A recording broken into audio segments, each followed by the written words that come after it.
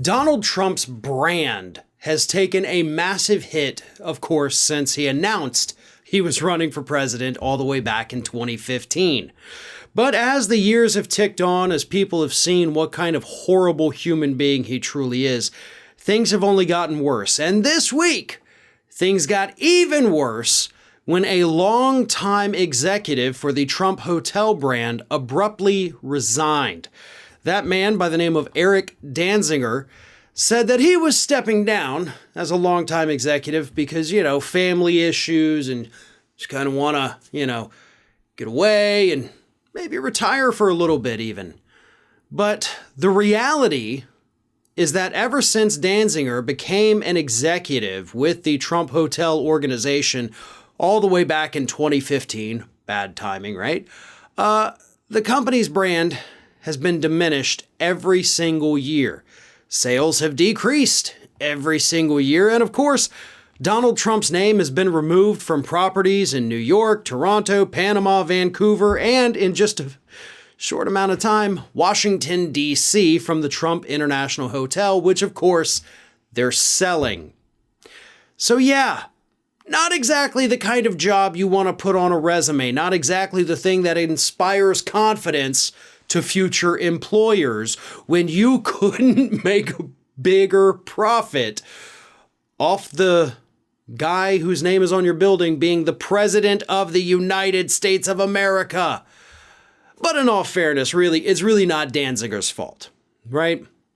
We have seen over the years Donald Trump say some of the most horrendous things, mocking people, essentially alienating half the country by being this hard, far-right individual, and in fact, even alienating Republicans who aren't quite on board. Then, of course, last year with the Capitol riot, all of his lies since then, and of course before then, about the election being stolen, 2 different impeachment hearings, a trade war with China that, for the record, is still being waged today.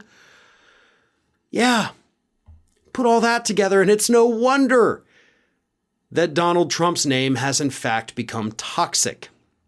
And the problem is this, obviously Donald Trump still has a lot of support here in the United States. That's a given. We know that. We have to accept that.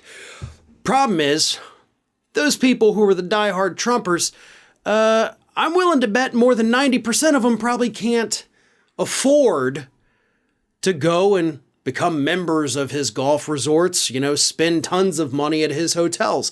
And I'm not trying to say, for the record, that Donald Trump only appeals to poor people. That's not what this is.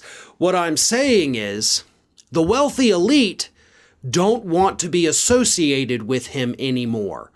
I'm sure there's still plenty that do, of course, and we know that.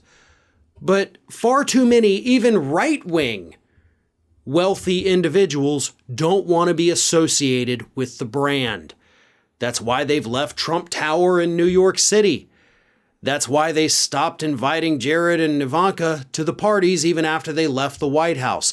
They were not welcomed back into that socialite society because the wealthy people that thought the Trump name meant something, that thought it meant luxury and class, have abandoned. And the people that are left, they do what they can, but they're not going to go and spend $600 or $700 a night for a crappy hotel room. That makes no sense financially. So, putting all that together, it's no surprise that this big-time executive had to step down from the Trump organization. And he can say all he wants that, hey, I wanted to spend more time with my family. Sure, you can say that, bud. But you were only there for 7 years, and in every single one of those years, you saw those businesses lose business. So you can spend more time with your family, but I think we all know why you really decided to leave. Hey everyone, this is Aspen. And did you know that for the low cost of $0 per day, you can subscribe to the Fair and Balanced YouTube channel?